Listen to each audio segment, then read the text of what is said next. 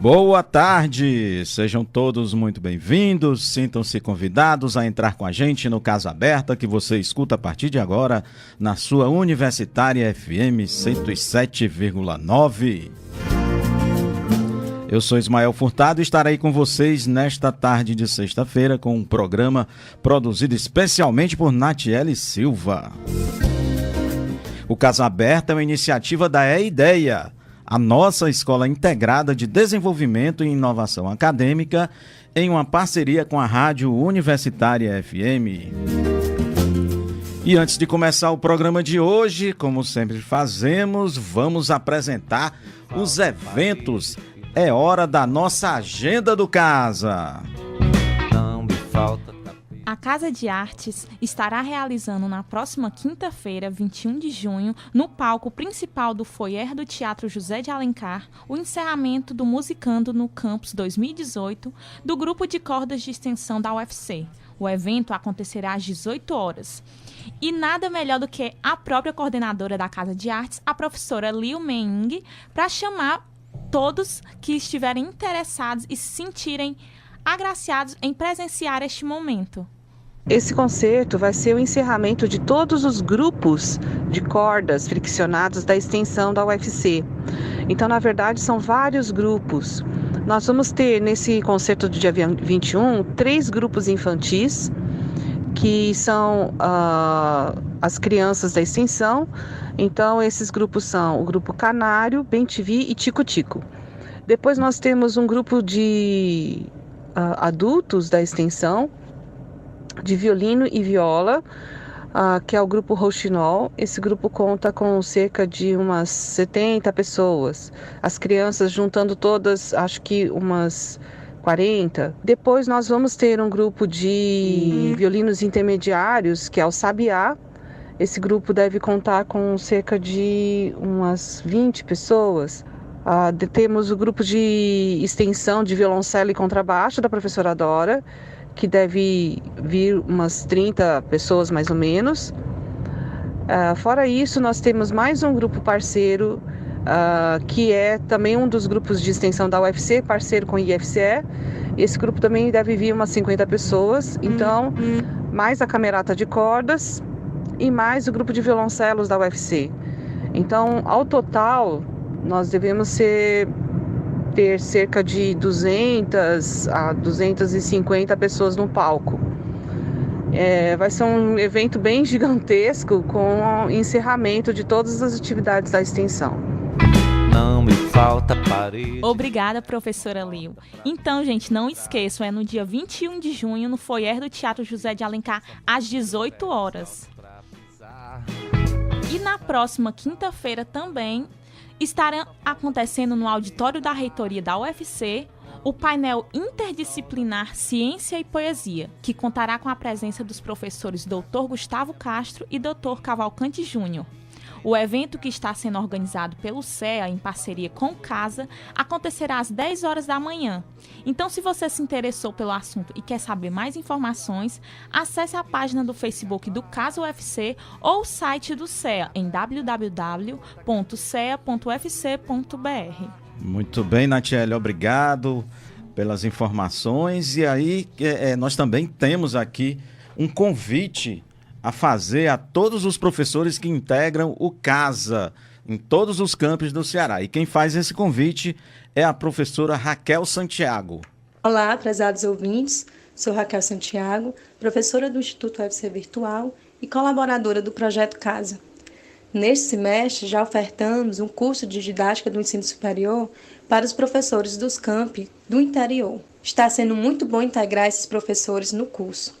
E hoje estou aqui para divulgar a segunda turma, que começará no segundo semestre de 2018.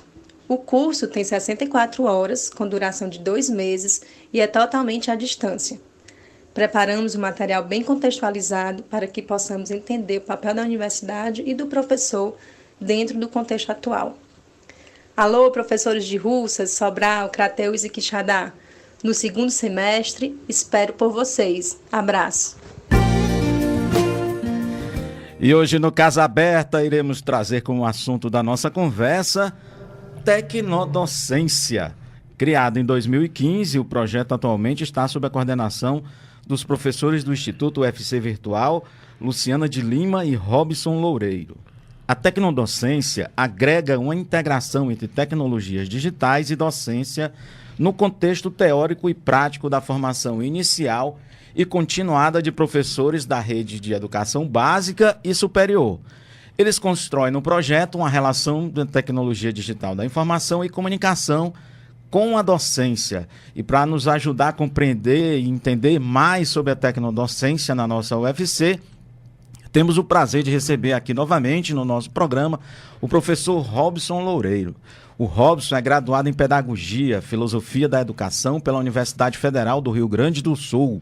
Ele é mestre em Educação na área de avaliação de softwares educativos pela UFC e doutor em Educação aqui também pela UFC, aqui pela nossa FACED. Atualmente, o Robson é professor adjunto da Universidade Federal do Ceará, atuando no Instituto UFC Virtual. Professor Robson, seja muito bem-vindo, a casa é sua, boa tarde. Boa tarde, Ismael, boa tarde a todas as pessoas que estão nos ouvindo. Agora tem uma notícia já para compartilhar aí, ela é pessoal, mas enfim, vamos resolver e passar esse negócio do adjunto para associado. Olha, chiqueza, hein? Notícia olha Parabéns, a chiqueza professor. do cara. Olha não? aí, que bom, que bom. Tá um dia chego lá, professor. Chega, com certeza. Vamos lá, vamos em frente. Também aqui conosco nessa tarde, nós temos o prazer de receber Nabucodonosor Carneiro de Queiroz, nosso amigo Nabuco, ele que é estudante de letras em inglês na UFC e é um discípulo da tecnodocência. Posso lhe apresentar assim? Boa tarde, Nabuco, seja muito bem-vindo. Boa tarde, Ismael, com certeza. Pode, como discípulo, sim, de acordo com o professor Robson, com a professora Luciana, é uma cadeira, uma disciplina fantástica e como a gente vai aprender hoje, vamos ver hoje, nessa tarde, que a tecnodocência, ela veio para ficar e ela é super importante para as licenciaturas. Ok, muito bem. Já deu um spoiler aí do que a gente vai, pois não é? Já vai ouvir. Ok. Professor Robson, eu queria começar a nossa conversa e eu queria que você contasse um pouquinho para a gente da sua trajetória de vida. A gente estava conversando ali fora e o senhor falou que acompanhou todo o surgimento dessa temática, desse campo da informática educativa no Brasil. Fala um pouquinho da sua trajetória até chegar aqui, a culminar aqui com a criação desse conceito de tecnodocência. Certo. Então, isso começou já no início, no final dos anos 70, início dos anos 80, né? E aí, naquela época, estava ainda lá no Rio Grande do Sul, falava só tchê, né? Agora eu tenho que falar vige tchê, né? Por conta eu já estou mais para o Ceará do que para o Rio Grande do Sul. Eu estranho quando vou para lá, né?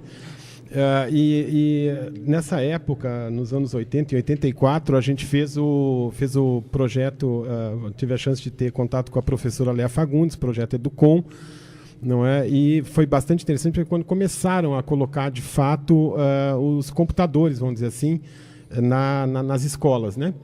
E a partir desse momento a gente foi tendo contato com isso e culminou até hoje, né? Nós estamos em 2018, já faz algum tempo a gente vai ficando antigo, né? Vai ficando velho. Aí passa por projetos, né? Aqui no Ceará, o Progead, que também foi um projeto muito grande. São inúmeros acontecimentos nesse tempo todo, né? E isso é bem legal de ter vivenciado essas coisas com figuras assim como José Armando Valente, a própria professora Léa Fagundes, o próprio professor Mauro Pequeno. Então acaba que a gente vivencia uma coisa, e para mim isso é um aspecto muito legal, porque é justamente a área que eu estudo. Dentro da filosofia da educação, com o tempo eu fui me desviando para a filosofia da tecnologia, né? E essa coisa da formação de docentes, a parte de filosofia política é uma área também que eu gosto muito. Isso fez com que a gente começasse a perceber a importância de trabalhar, vamos dizer assim, na formação da docência. Tinha um amigo também, o Fernando Becker, escreve um livro chamado Epistemologia do Professor. Isso lá em... Deixa eu me lembrar que ano foi isso. Acho que foi em 84, eu acho, a primeira edição desse livro dele, que já está com sei lá quantas dezenas de edições, né? Onde ele levantava, a partir de pesquisa, a falta de fundamentação do docente, né, ao aplicar, vamos dizer assim, as suas didáticas e metodologias, né, nos seus espaços de ensino, aprendizagem e avaliação. Então, juntando essa coisa dessa percepção, vamos dizer assim, da necessidade desses fundamentos, esse aporte tecnológico que vem, vamos dizer assim, vem sendo oferecido, né, para os docentes e tal, e essa coisa de sempre estar com um vínculo com as universidades de lá para cá, a gente percebeu a importância, vamos dizer assim, de se reconstruir esse conceito de docência, né? E a gente tem trabalhado nisso, culminou nesse livro agora, que a gente colocou à disposição por via digital, por opção nossa, né, política. Não sabemos ainda se a gente vai chegar a fazer, ou tentar colocar ele na forma impressa. Eu acho assim que o fato de ter primeiro lançado ele na forma digital para nós foi bem legal, porque ele faz com que nós queremos essas pessoas que querem esse contato com a tecnologia de forma intensa, né? E nós achamos que isso hoje é imprescindível na docência, na verdade.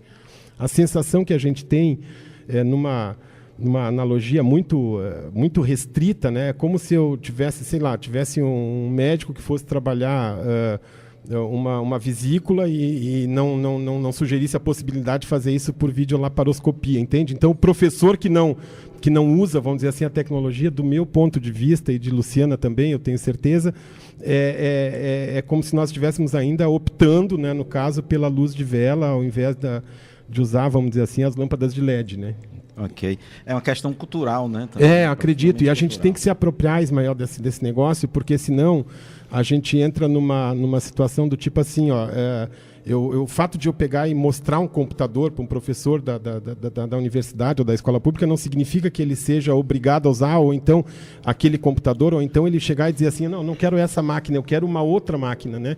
Essa máquina não me serve, esse software não me serve. Menino, a quantidade de software assim, muito ruins que foram oferecidos aí nos anos 90, final dos anos 80 para o pessoal da educação era um absurdo, Ismael. Você nem imagina, era mais de 80% dos softwares que eram feitos não tinha participação de especialista nem nada. O pessoal ia lá, achava que fazia um software lá de tabuada e achava que o professor tinha que usar aquilo. Era um negócio assim nefasto. Esqueciam de combinar com o usuário. Rapaz, né? Total, viu? Não.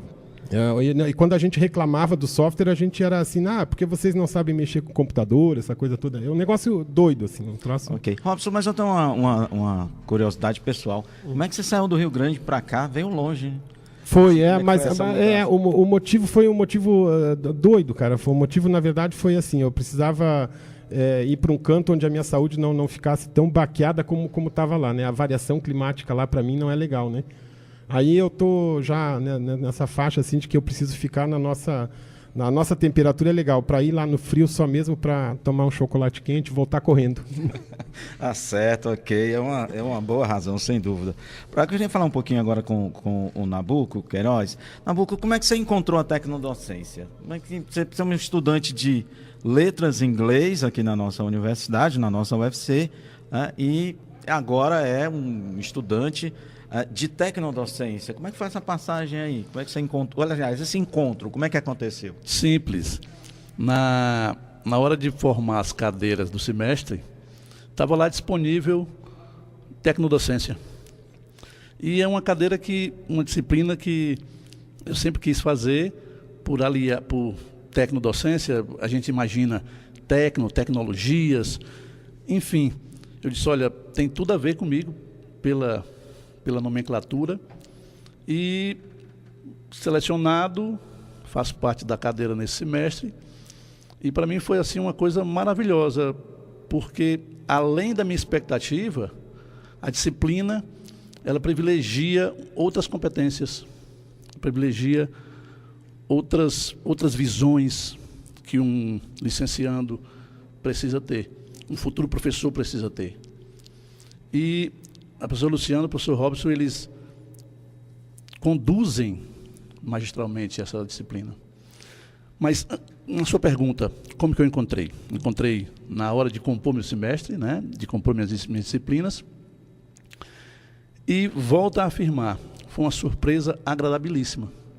Porque enquanto a gente esperava o uso de um computador, o uso de um projetor, o uso de um data show, a gente pode dizer que é um universo novo, é uma competência, é uma disciplina relativamente nova, 2015, mas de uma riqueza imensa e que todo licenciando deveria participar.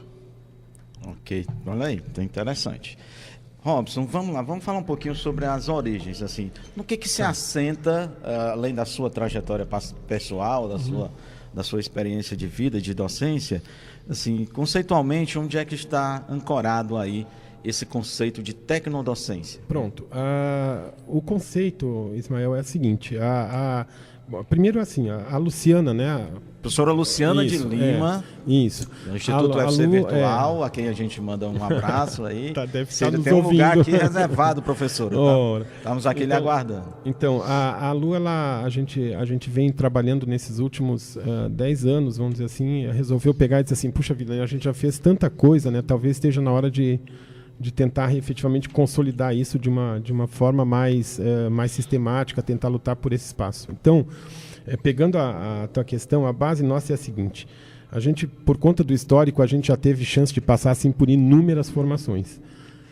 Dentro dos elementos que para nós são muito significantes na formação do docente, durante estes anos a gente percebia, mesmo com a inclusão dos computadores na educação, a gente percebia uma mudança na forma da ação docente muito pequena, né? É uma profusão. Rapaz, nesses últimos 30 anos aí, o que já apareceu de nome, Ismael, assim, chamando técnicas que os professores usavam sem muito fundamento ou com algum fundamento, técnicas didáticas e metodológicas, né? E a gente não percebia, vamos dizer assim, essa coisa efetivamente mudando as relações, né, de saber e poder dentro da sala de aula, né?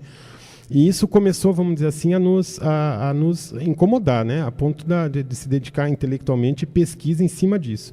Então, a base da tecnodocência é essa tentativa de trazer um aporte, vamos dizer assim, da filosofia, e daí da filosofia da tecnologia e da filosofia política, para dentro da formação do docente, para que o docente também trazer para dentro da formação docente a ideia dele como um profissional técnico, né? Não é só inspiracional, como era lá, sei lá, século XVIII, por aí, XVII, né? Aquela coisa assim o fulano tem que ser um inspirado, né?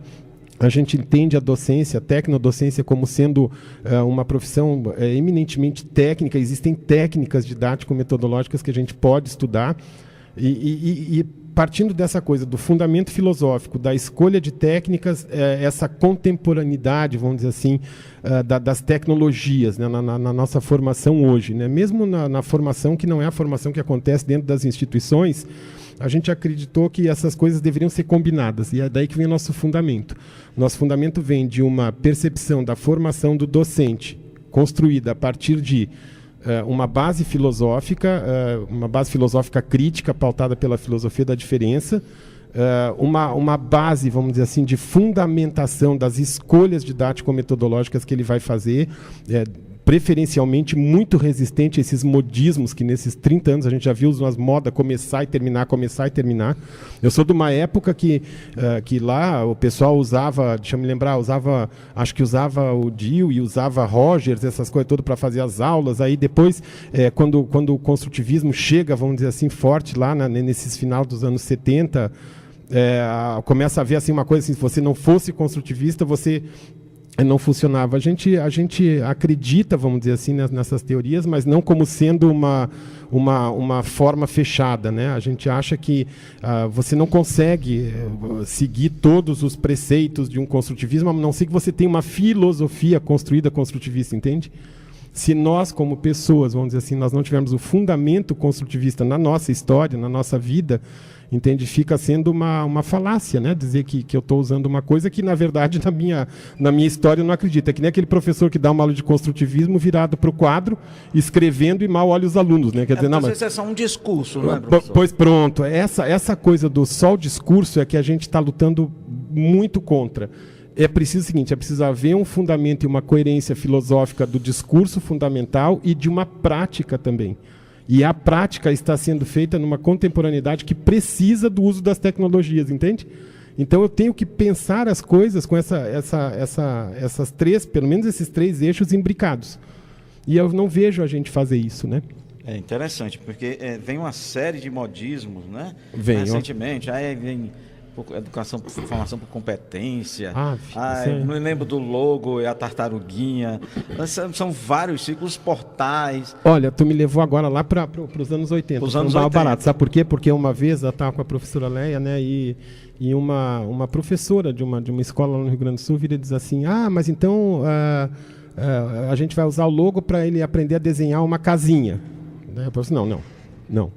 O logo não é. Para aprender a desenhar uma casinha, usa o pente, usa papel, lápis e tudo, né? Ele vai, na verdade, programar e tentar ensinar, através do programa, esse computador, a fazer uma casa com base em quadrado, uma figura geométrica, entende? É uma outra base de fundamentação, não é desenhar a casinha. Né? E eu acho que a gente ainda está desenhando casinha até hoje, com essas didáticas e metodologias doidas assim, que têm aparecido, sem o pessoal pegar pesado no fundamento filosófico da sua escolha, entende? E passando aí por essa história da informática educativa, vamos lembrar também essas soluções prontas aí de portais, não é? Esses modelos educacionais prontos que estão aí, que empacota e entrega para o professor. Olha, nós não ensaiamos nada aqui, né? Não. Nós não conversamos nada, não está ensaiado. E você me lembrou de uma coisa que eu tinha me esquecido. Nossa, casado com a tecnodocência, a gente vem com a proposta do material autoral digital educacional. Quer dizer, o aluno gera o seu próprio conteúdo. Está entendendo? O aluno gera, sob a coordenação do professor. O Nabuco sabe falar desse sofrimento melhor do que eu. Fala aí, Nabuco, como é que é esse material autoral aí? É chamado MADE, né? Não DONE, mas MADE. MADE, material autoral digital. Interessante, feito, né? Isso. Apenas parece, mas o MADE, como o professor Robson muito bem falou, a equipe, no nosso caso, foram formadas equipes e a gente prepara o material digital autoral com base instrucionista ou construcionista para apresentar numa aula real, com alunos reais, numa escola real. E a grande intenção é exatamente essa, é que o aluno da tecnodocência, criando esse MADE, que pode ser um vídeo, pode ser uma entrevista, pode ser um game, enfim, tem N possibilidades tecnológicas. O aluno criando o seu próprio MADE, esse MADE ele proporcionará para que uma aula lúdica ela seja mais interessante para o público-alvo, os alunos. E baseado no MADE, você tem com essa ferramenta esse diferencial. Exatamente como o professor Robson havia falado agora há pouco, sai do comum. Enquanto você tem aquele modelo comum dos alunos sentados de frente para o professor, em filas, e o professor no quadro, esse é o modelo que todos conhecemos. Com o MADE, você tem N possibilidades de interação docente-discente. E a produção a autoria também não alcança aí o professor Robson? Alcança, porque a gente entra na sala de aula com os alunos ou no espaço de ensino-aprendizagem e avaliação. Eu não trabalho com a ideia só de ensino-aprendizagem, tá? Ensino, aprendizagem e avaliação, a gente entra com o aluno como parceiro. Então, a ideia nossa é de estabelecer parcerias, tá certo? Ou seja, há um ganho, vamos dizer assim, de horizontalidade nas nossas relações. Pronto. Isso, para nós, gera um elemento forte de coerência com o aspecto de que nós acreditamos que o aluno, assim como nós, também são trabalhadores, certo? E aí o Gramsci, né? A gente lembra dele, né? Então, quer dizer, se eu tenho se eu acredito nisso, então eu tenho que ser parceiro do meu aluno. Para nós, os verdadeiros parceiros nossos são os alunos, sempre. Ok. Gente, o papo tá muito legal e dá tempo de você participar. É só ligar o 3366-7474, fazer perguntas para o professor Robson, aqui para o Nabuco Queiroz também, mas só agora, depois do intervalo. Casa Aberta volta já.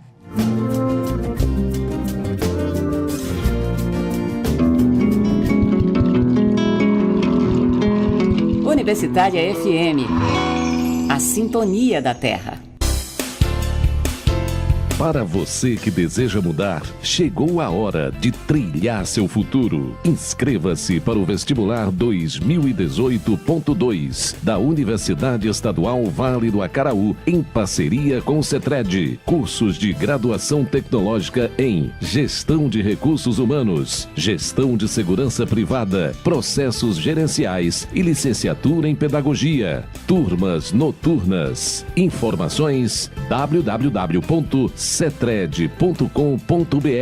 ou 3214-8200. A Universitária FM está 24 horas no ar, também na internet. Ouça nossa programação de qualquer lugar do Brasil e do mundo. Acesse pelo computador, tablet ou smartphone www.radiouniversitariafm.com.br. A sintonia da Terra em conexão com você. Universitária FM. A sintonia da Terra. UFC Notícia. O programa de pós-graduação em farmacologia está com inscrições abertas até 22 de junho para o processo seletivo de novos alunos dos cursos de mestrado e doutorado. São ofertadas 10 vagas para o mestrado e 15 para o doutorado. Os cursos são destinados a graduados na área biomédica ou afins. Outras informações estão no site do programa de pós-graduação em farmacologia, ppgfarmacologia.ufc.br. A casa é sua, porque não chega... Casa Aberta está de volta, hoje falando sobre tecnodocência, com o professor Robson Loureiro e com o estudante de letras em inglês da UFC, Nabuco Queiroz. Bom, eu queria retomar aqui uma fala do Robson. Eu fiquei curioso sobre filosofia da diferença. Pronto. Como eu disse, a gente tenta trabalhar forte com a ideia de fundamentação, né? E a gente acha que essa fundamentação, na verdade, ela tem que nascer muito antes dessa nossa prática, né? Muito antes da gente fazer um produto, né?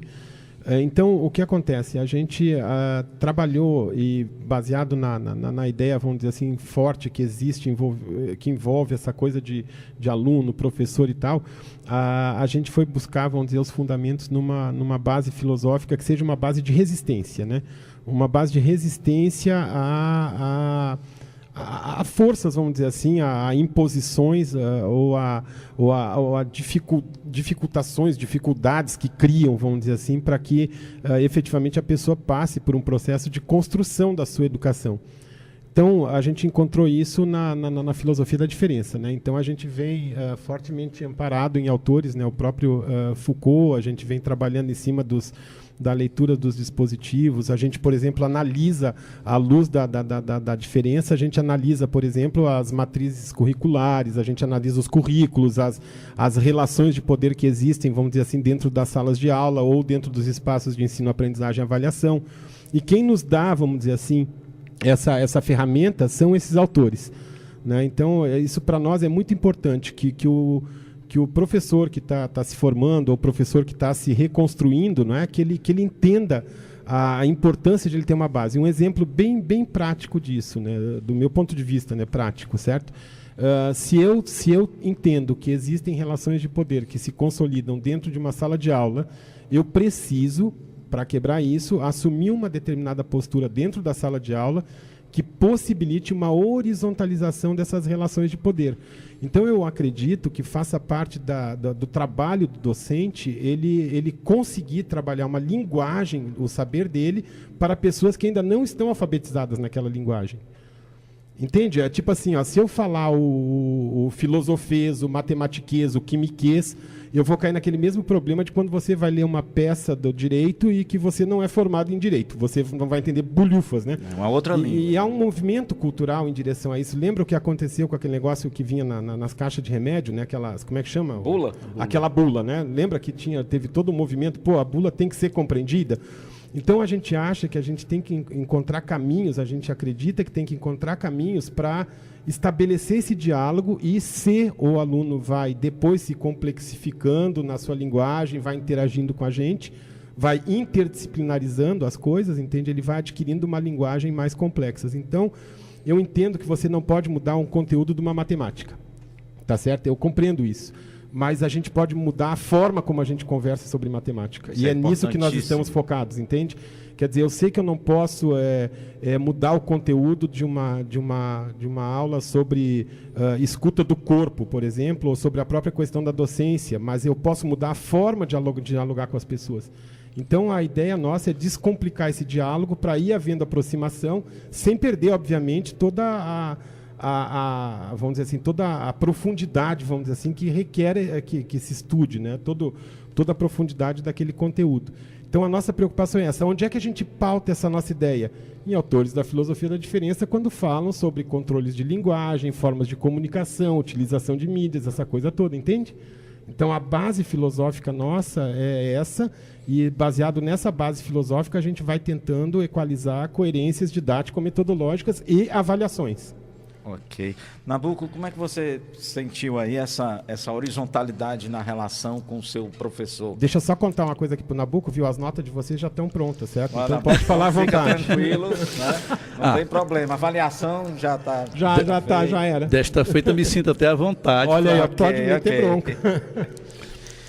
Como o professor falou, essa abordagem do professor com o conteúdo para o aluno, ela pode se tornar, dependendo da disciplina, ela pode se tornar enfadonha, sonolenta. Com essa nova pegada, abre e fecha aspas, com essa nova metodologia, o que a tecnodocência prima por capacitar o licenciando, visa exatamente isso, esse diferencial, essa diferença. Aí você pode me perguntar, mas que diferença é essa? Como você perguntou inicialmente para o professor Robson, é a forma que você apresenta. Porque eu poderia muito bem ensinar que 2 mais 2 é 4, e isso é fato, né? Mas para a criança que está aprendendo esse conceito, quando você utiliza as maçãs, as bananas, as laranjas, e você quantifica, mostrando e brincando com a criança, ela vai aprender melhor. Isso é fato também. Então, o que eu percebi com a tecnodocência é exatamente isso. Enquanto você tem um conteúdo a passar ou a aprender junto com o aluno, que essa também é uma das missões do professor, não só repassar, mas também aprender. E quando você consegue que o aluno perceba esse conteúdo de uma forma mais lúdica, de uma forma mais, eu não diria engraçada, mas de uma forma mais agradável. E autoral também. E né? autoral. Como você mesmo citou. E autoral. O aluno, ele chega a essa cognição sem aquele enfado, sem aquela coisa de que não estou gostando, ou que não gosto dessa matéria ou daquela outra. Ok. E lembrando, sempre sem abrir mão dos conteúdos. Não, isso é interessante, de jeito nenhum, a gente sempre trata... Busca-se métodos de ensino que melhorem essa relação, que dinamizem essa relação, mas sem nunca abrir mão dos conteúdos. A gente não, e isso daí é uma coisa que a gente bate muito, tá certo? A gente não trata o professor como facilitador, mediador, esses outros nomes que tem aí, né? Espiritualizador, sei lá eu como é que vai chamar esse troço, mas enfim, professor, é professor, tá entendendo? Quer dizer, ele tem essa construção, vamos dizer assim, de tentar levar essa coisa nova, tá entendendo como é? Agora, a gente sabe que não joga sozinho, pô. A gente não joga sozinho, quer dizer, o que faz eu sentir que na minha profissão a coisa está funcionando, que eu estou funcionando como um bom profissional, é quando eu vejo essas figuras pegarem e avançarem, entendeu? Mas não é avançarem de acordo com as minhas regras de avanço. É avançarem eles mesmos, com as pernas deles, com os caminhos deles, eles saem, a gente encontra as figuras depois de 2, 3 anos, os caras dizem assim, aquele negócio que a gente conversou na lista, para nós é a medalha. Aquele reconhecimento vai enrolar, o professor não tem esse negócio, né? Que o reconhecimento vai vir depois de 10 anos, quando tu encontrar o cara num barzinho e tal. que você falou faz sentido. Pronto. Aí. Ou então não faz sentido, também é uma forma, né? Pô, o cara chegou e disse assim, ó, eu servi de modelo negativo. Eu disse, ó, cara, aquele jeitão que tu explicava pra nós, eu nunca entendi, mas depois eu fui ser professor de física e aprendi a explicar aquilo desse jeito e deu muito mais certo. Eu digo, massa, como é que funcionou? Me conta aí. Entendeu? Eu acho que a gente tem que ter essa horizontalidade nessa relação, e isso não significa nem abrir mão, nem minorizar as relações de autoridade. Não passa por isso, entendeu como é? Passa por eu não entrar numa perspectiva autoritarista. Então, autoridade, a gente está careca de saber isso, né? Autoridade é uma história, autoritarismo é outra história bem diferente. Então, essa autoridade que a gente, vamos dizer assim, acabou construindo pela posição que a gente ocupa nesse o status que a gente está ocupando como docente na universidade, é uma coisa que não nos dá, não deveria nos dar condições da gente ser autoritarista, entendeu? A gente, na verdade, é uma autoridade reconhecida pela universidade em um determinado assunto, eu não abro mão disso, não. Agora, eu acho que o Nabuco aqui me deu uma aula antes de começar o programa sobre aquele negócio daqueles café chique lá de R$800 o quilo, entendeu? Que eu não fazia nem ideia de que esse troço era desse jeito. Então, nessa hora, ele era autoridade, entendeu? Pronto, é isso aí. E essa autoridade, ela fica flutuando ali. Robson, também fiquei curioso aqui, você falou ensino, aprendizagem e avaliação. Tá. Vai? Porque a gente trabalha com esse tripé? Juntinho aí? Para nós eu acredito que houve um movimento político, né, científico, bem forte, né, de falar só em ensino e aprendizagem, né? E na verdade a gente sabe que de fato, né, o pai nosso aqui, professores nossos aqui, bota o filho numa escola que é uma escola toda de vanguarda, com possibilidades diferentes de tratamento social, até chegar no ensino médio. Chegou no ensino médio ou então no segundo ano, dizendo, agora vamos para as grandes escolas formadoras para o Enem, né? E aí tira o aluno, tira o aluno para a escola de resultado, né? Aí começa o derrame de conteúdo. O que eu quero dizer com isso? Que na verdade a avaliação ela acaba definindo o que vai ou o que não vai ser usado de fato. Chega no momento em que a avaliação mostra todo o seu poder. E o que a gente percebe é que lá nos anos 50, 60, a avaliação passa a ser escondida e embutida por trás de ensino-aprendizagem e ela vira como se fosse uma eminência parda. Né? Eu só estou me lembrando do Aldous Huxley lá. Vira como se fosse uma eminência parda que, na verdade, controla e dita o ensino e aprendizagem. Então a gente quer trazer ela para a luz de novo, né? Sem ser iluminista, tá certo? Vamos chamar de lanternista, tá certo? Só uma lâmpadazinha suave em cima, né? Não precisa iluminar mas a gente acha que a avaliação tem que ser discutida porque, no fundo, ela é a figura que vai efetivamente definir se aquela didática ou aquela metodologia estão... Pelo menos para o social, né? Enquanto a gente vai avaliando aqui, assim. Quem ligou aqui para o 33667474 foi o Mauro Sérgio, professor de eletromecânica de escola profissional. Ele disse já aplicar em sala boa parte desses métodos da tecnodocência. Gostaria de saber como ele pode ter certeza do que ele faz é tecnodocência. Acho que só o Robson e a professora Luciana de Lima podem te responder, Mário Sérgio, mas ele vai te dar aqui alguma referência.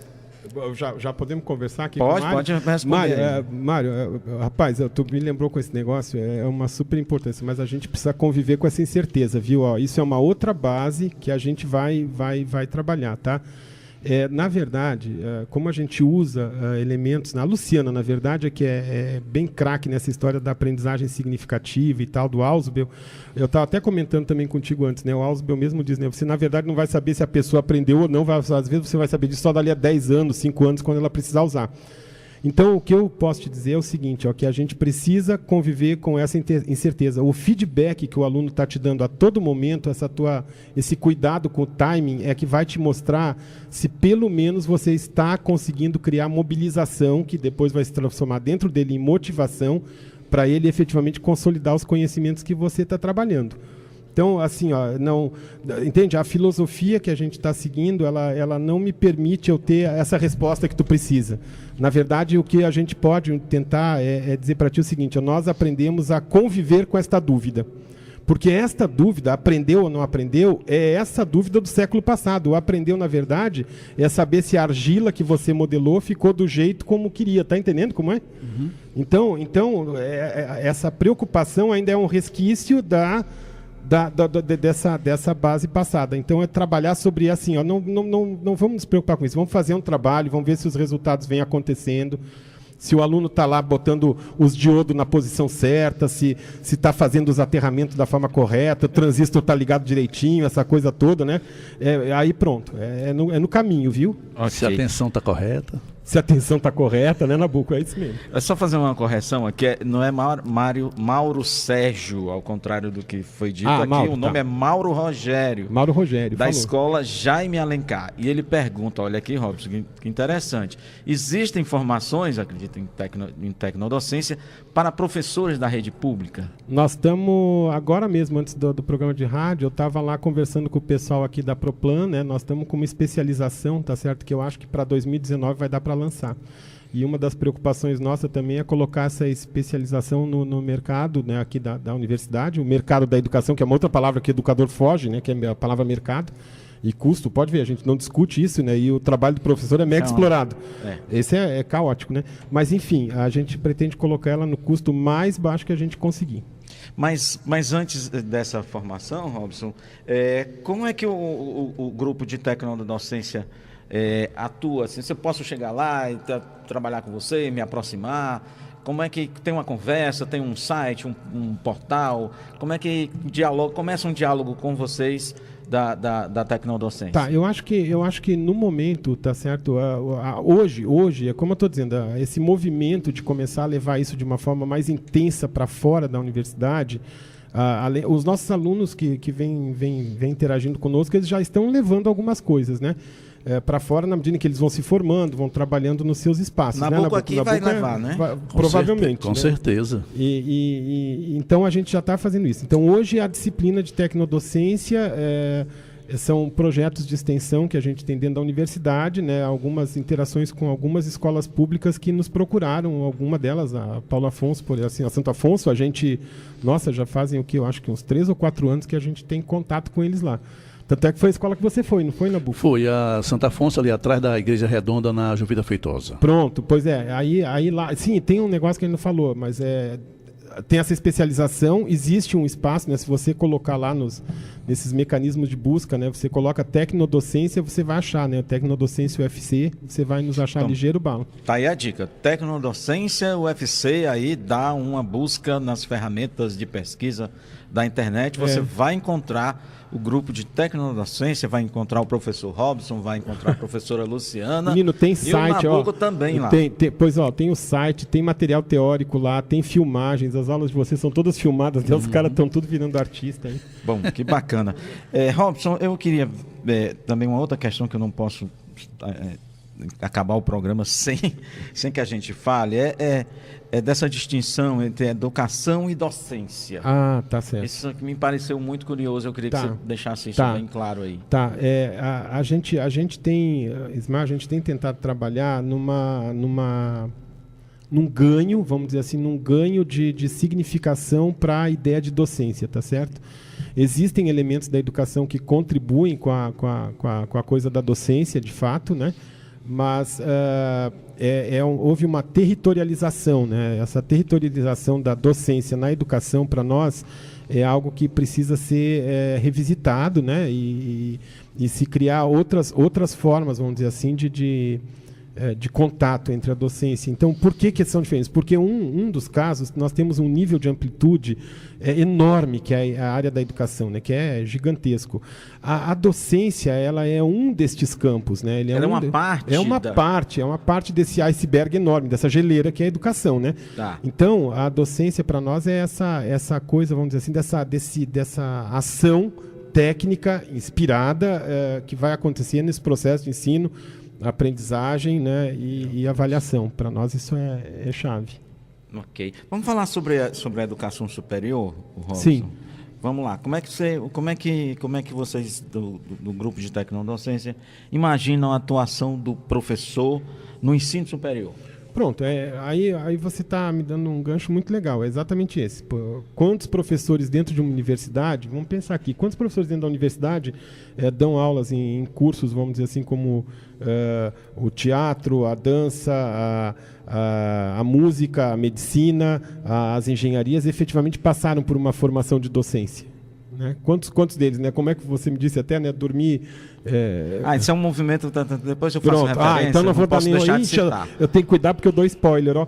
Mas enfim, você acaba sendo colocado na frente de uma sala de aula. Nós estávamos até conversando sobre essa história dos concursos nossos, né? A gente faz uma prova didática onde muitas vezes não tem necessariamente um especialista em didática avaliando a didática. Normalmente não tem, né? Então para você ver como a docência ela é confundida, a gente confunde assim a nossa genialidade, né? São todos professores, Ave Maria, né? São profundos conhecedores das suas artes, né? Que passam no concurso. Mas isso não significa que eles já dominem ou tenham técnicas de docência. Né, eu só me lembro do filme lá do Mente Brilhante, lá do Nash, né? Quer dizer, o cara dava uma aula que era um pouco difícil para os alunos, tá certo? E, a essência da história dele é estabelecer relações de ensino, aprendizagem e avaliação. Então, a gente acha que tem que haver esse preparo, a tecnodocência está aberta, a gente recebe alunos que estão, de repente, cursando uma engenharia ou alguma coisa assim, mas que já têm na sua ideia a vontade de serem professores em universidades. A grande maioria, né, dos professores na universidade, eles não têm uma formação anterior, né, a esse ingresso no ensino superior, eles não têm uma formação na área de educação, de ensino, eles não são preparados. No meu caso é assim, não tem na docência. Não tem na docência. No conceito, né? Aplicando aqui a tecnodocência, eles não têm um preparo para a docência. Não é? Nós tivemos agora uma pesquisa, Ismael, que foi faz o quê? Um ano, bem rapidamente, a gente percebeu mais de 93% dos professores da universidade, 92, alguma coisa por cento, usam internet, usam tecnologias digitais. Tecnologias digitais de informação e comunicação, certo? Menos de 15% aplicam isso na sala de aula. Entende como é? Quer dizer, você domina... A tecnologia no uso do cidadão, na prática, na cultura, mas não na sala de aula. É como se eu usasse um automóvel para ir para todos os lugares, mas não uso meu automóvel para vir para a universidade. É uma coisa estranha, né? É estranho. Mas o movimento aqui, o Robson se refere, deu um ligeiro spoiler, é o movimento, vamos chamar assim, é uma ação muito interessante da professora Verônica Castelo Branco, do curso de engenharia, do mestrado de engenharia de transportes, a quem eu mando um abraço. É uma professora maravilhosa, tem práticas assim encantadoras. Acredita que agora ela resolveu criar uma carona da professora. Ela criou um horário em que um dia na semana em que ela oferece carona para os seus alunos na UFC. Pronto, são atitudes de horizontalização que eu falo. Vai mudando a relação de poder, tá entendendo? O horizonte com a professora Verônica é um barato. É um barato. Então ela criou uma iniciativa chamada Dormi Aluna, Acordei Professora. Não é? Tá aí no Instagram, quem quiser dar uma olhada, olha aí, Dormi Aluna, Acordei Professora, que dá conta exatamente dessa passagem e do ingresso da grande maioria dos professores do ensino superior que o fazem sem nenhuma formação na área de docência anterior. É isso. Isso é um processo bem curioso. É isso mesmo. Por isso a gente acha que agora o próximo passo ela já existe como extensão também na tecnodocência, e aí a gente vai começar a divulgar mais. Ok. Vamos falar do livro, Robson? O livro conta essas coisas de uma forma mais... lúdica.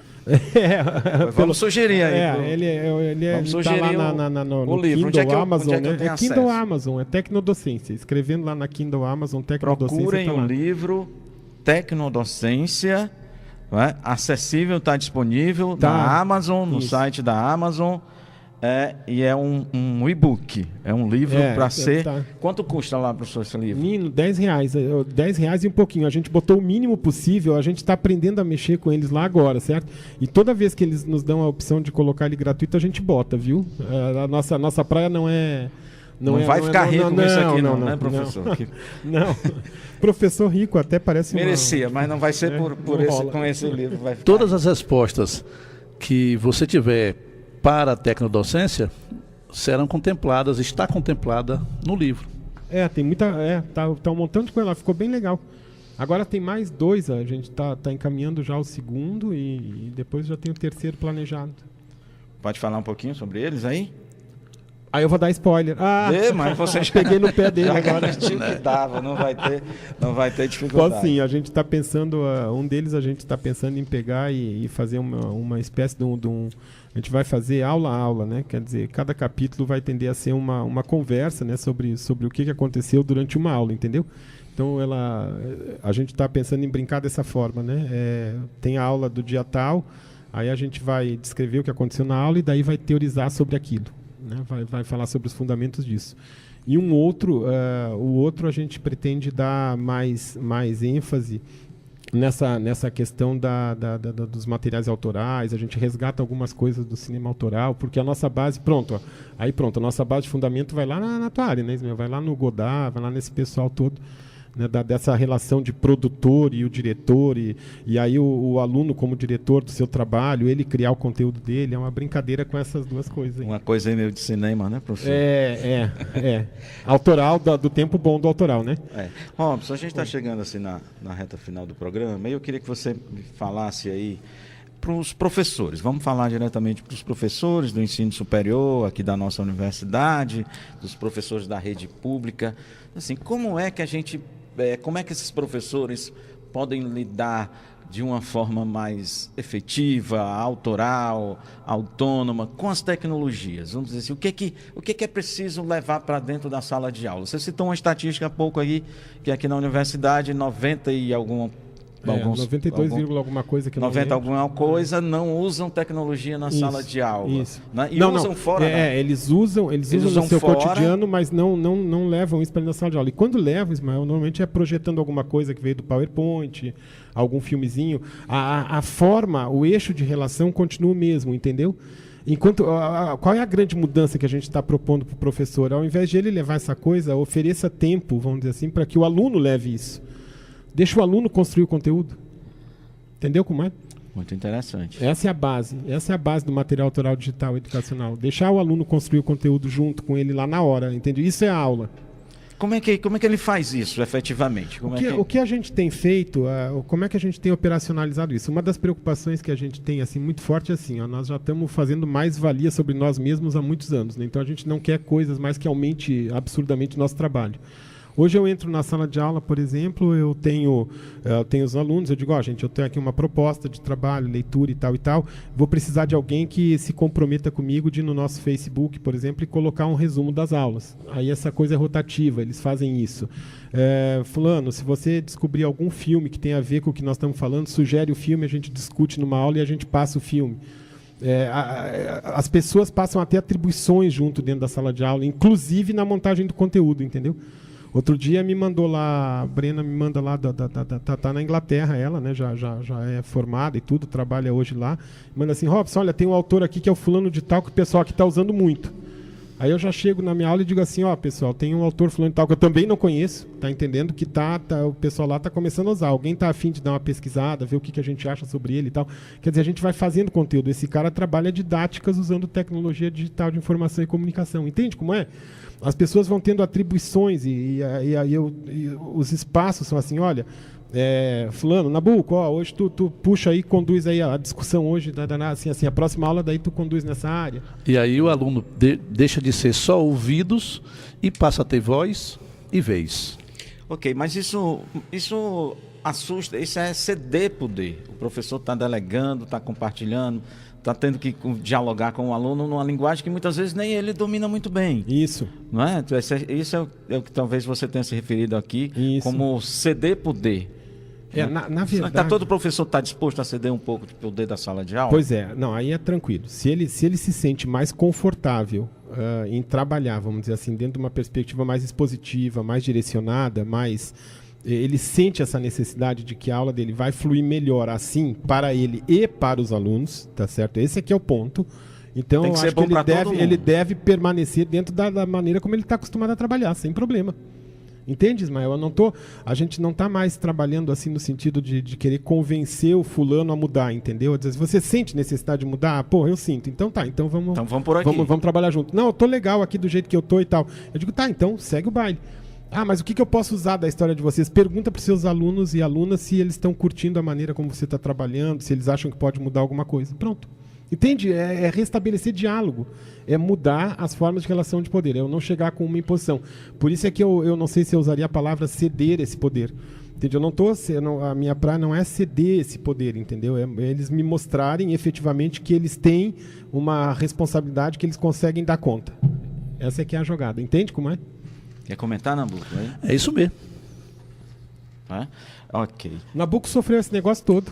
Passou por isso, né? Estamos terminando o semestre, muito né? Desafiador, Nabuco?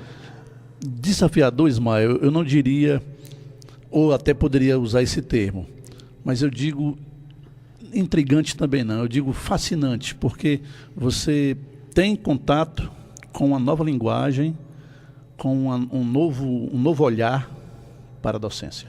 E deixa eu te contar uma coisa que a gente não falou, que eu sei que o tempo deve estar... Eu não sei como é que está o negócio de horário, mas enfim, o que a gente não contou, Nabuco, sabe o que foi? Tu trabalhou com professores de que outras áreas no teu grupo?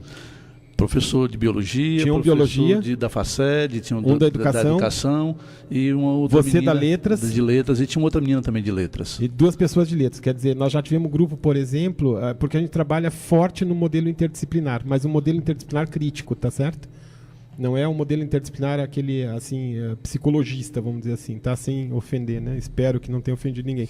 Mas, enfim, é um modelo crítico, né? Então, por exemplo, bem rapidamente, vai para dar aula numa escola pública, uma aluna de francês no grupo, junto trabalhando com uma pessoa da química. E elas resolvem que vão trabalhar com os alunos ensinando a tabela periódica em francês. Então eles começam a trabalhar francês e química, entende? Porque a gente mistura esse pessoal, é um balaio de gato. É verdade. Fica uma coisa totalmente nova, desafiadora, para a gente poder usar esse termo, Ismael, mas fascinante, como eu falei anteriormente. Ok. Gente, tem um minutinho para vocês. Abraços, alôs, para quem quiser. Não pode esquecer da professora Luciana. Não, esqueço nada. Um abraço e beijo para a Lu. Na boca, à vontade. Obrigado, Ismael. Obrigado, Casa Aberta. Obrigado, UFC. Obrigado, Tecnodocência. Ok, gente, muito obrigado. E os ouvintes. Principalmente os ouvintes, não podemos esquecer jamais deles. Muito obrigado a todos que estão na sintonia do Casa Aberta. Um abraço à professora Verônica Castelo Branco, que citamos aqui pelo trabalho brilhante que vem realizando, para todo mundo aí na sintonia da Universitária FM. Casa Aberta vai ficando por aqui. No áudio, o grande Antônio Carlos Lima, Natiele Silva na produção e na apresentação, Ismael Furtado. Obrigado mais uma vez a você pela sintonia e a companhia nessa tarde de sexta. Até a próxima sexta, um grande abraço e você fica agora com um maravilhoso fim de tarde. Tchau!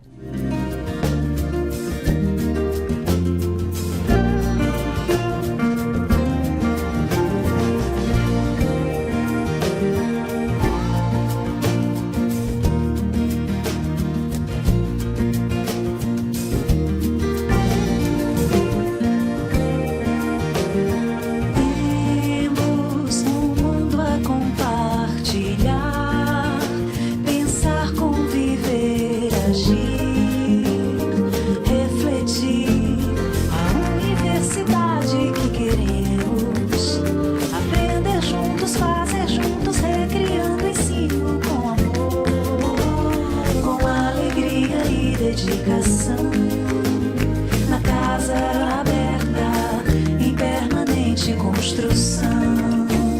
Na Casa Aberta, em permanente construção.